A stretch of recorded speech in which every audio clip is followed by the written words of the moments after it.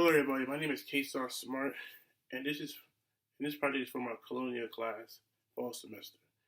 The name of my project is "The Era of Destruction." My research paper revolves around race and ethnicity during the Spanish colonial era. Understanding how people were forced to live their life literally pushed me to research more about their race and ethnicity. I understand the simple concept of race and ethnicity, but being able to understand exactly what happened in these empires was easy to digest. Here are my questions / arguments. How did the theory of race affect the different groups during the Spanish colonial era?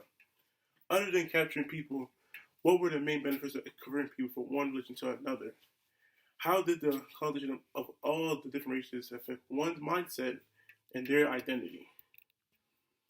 In my paper, I talk about the Spanish who took over Central and South America by control. Motivations for colonization is Spain colonization goals were to extract gold and silver from the Americas to stimulate the Spanish economy and make Spain a more powerful country. Spain also aimed to convert Native Americans to Christianity. Throughout the Americas, European explorers and settlers brought disease and disruption to Native people. In early settlements across the states, the Spanish engaged in a power struggle with local groups, with neither side ever declaring full victory over the other. The Spanish Revolution started in 1492. Countries like Mexico, Peru, several islands in the Caribbean were under the control of the Spanish. Many of those countries had no army to combat the Spanish, who had an army that featured different weapons. They had the more power, so there was nothing else for them to do except fall under the control of the Spanish. And here you see these are people that had a major role in the Spanish colonization. Christopher Columbus, from 1451 to 1506, was a navigator and explorer who famous voyage 1492 came from Spain to the West Indies, marked the beginning of a successful European colonization of the Americas. And then here you have Hernan Cortez and Hernando de Soto, Montezuma II, Francisco Pizarro, and Junipero Serra. Now, you may ask, how did the theory of race affect the different groups during the Spanish colonial era? One author argues that organized around racial or ethnic groups associated with religious orders, the confederadas functioned to serve the social and religious needs for their members. As social welfare agencies, they help to cover the expense for masses and burial of deceased confederadas. Sometimes they also provide loans and charity for the membership. The economic system, designed to organize labor and resources, had a profound impact on indigenous communities. This system led to the mistreatment and abuse of native populations, further underscored the racial and ethnic divisions within colonial society. Race and class became a defining feature of this era because it led to races being deciphered, being based off of what they was born with, what their skin color was. Because for slaves, if you was African black, you was put as a slave to work. As for people of Spanish descent, they had things already aligned to them because they were Spanish descent. Here, and overall, Paul Cheney here is telling us that the situation in Peru started as a small issue, but then later, as time went by, it became a bigger thing.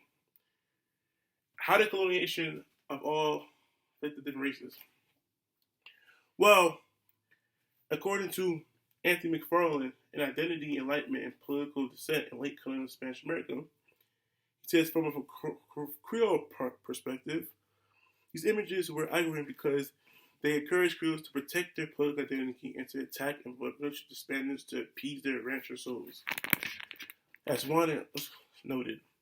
Example, he contends that the Creole sense of identity, which was based on the Pacific territory, sharpened with the publication of colonial newspapers and became capable of transforming into the imagined communities that served as the foundation for the nation states that overwhelmed Spain's empire in the early 19th century.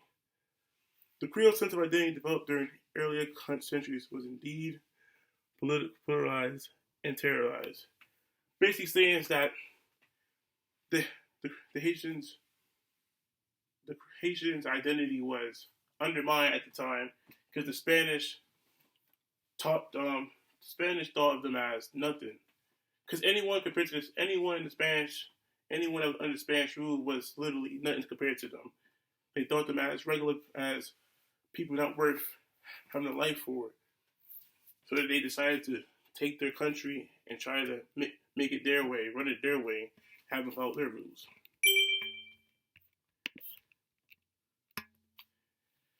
And to the left of me is a picture of the soldiers invading Peru, in which most of the people are slain on that day. The picture below it shows a group of men who stormed up onto an island and swims across natives, which then leads to the natives giving them gifts as a way as being peaceful. But you can see in the picture, there's ships in the background come to the islands. We all know it leads to them killing them, taking control of their little island, of their island. The idea.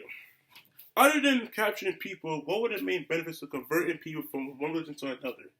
How did colonialism all differences affect one mindset? Well, we all know that the Spanish settlements stretch from Caribbean to Mexico, Central America, Peru, and Northern South America.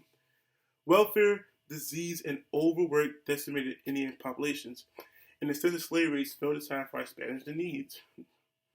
As a result, Spaniards came to view slavery as the only solution to their labor shortages, despite their fears of slave revolts with special on the Cerdo or licensing system by Fernando in 1513. It is believed that between 75,000 and 90,000 Africans were carried as slaves to Spanish America by 1600, and over 350,000 by the end of the 16th century. Considering how common the legal picture was, the numbers might be considered conservative. You must understand that the Spanish had so much power under their hands. But why say African slaves that they had so much power? It's because during that time, the Spaniards only thought that slavery was the answer to labor issues, which was bad and cruel. They went through pain trying to adjust to their new life, but it ultimately led to the downfall of their identity and caused major shift within themselves. Here's the conclusion. In conclusion, the Spanish takeover had a major impact on many lives. Having to follow another nation and adjust to their rules was unfair. Many of those people became free and fought for their rights and independence. The amount of lives that was lost because of a greedy nation is totally unacceptable. There's not many things you could say to clear up the situation. Overall, the Spanish colonialism had its ups and downs, but ultimately it was not right, because it led to Spanish treating the natives and Africans like slaves, and it led to a revolt within the nations. The arrival of Spanish explorers and conquistadors in the Americas marked a profound cultural collision. The encounter between European colonists and indigenous societies resulted in the bleeding of traditions, languages, and social structures. While the Spanish sought to be imposed their religious and social norms, the indigenous population displayed resilience and preserving elements of their own cultures. The collision of worlds laid a foundation for a multicultural society, where both European and indigenous influences coexisted, shaping the identity of their emerging colonial societies. I found out more about the different types of people that were involved in the Spanish colonization and the effects it had on people and the nation. The reason why I chose this topic was because the constant talks we had in classes about the Spanish having control over Central and South America.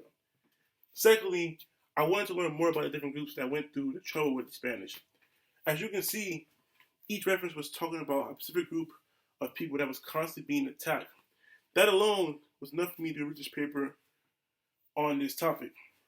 I am very happy that I was able to learn more about the Spanish colonialism and the groups affected by them, because it opened up my eyes to know more about the other side of the world that we don't get to learn about a lot these days.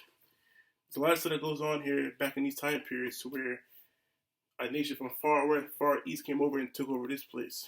But overall, this topic opened up my eyes more about the Spanish colonialism and what the effect it had on the people in today's world. And here's my bibliography on my sources that I use in my paper. And organization. Thank you, everybody.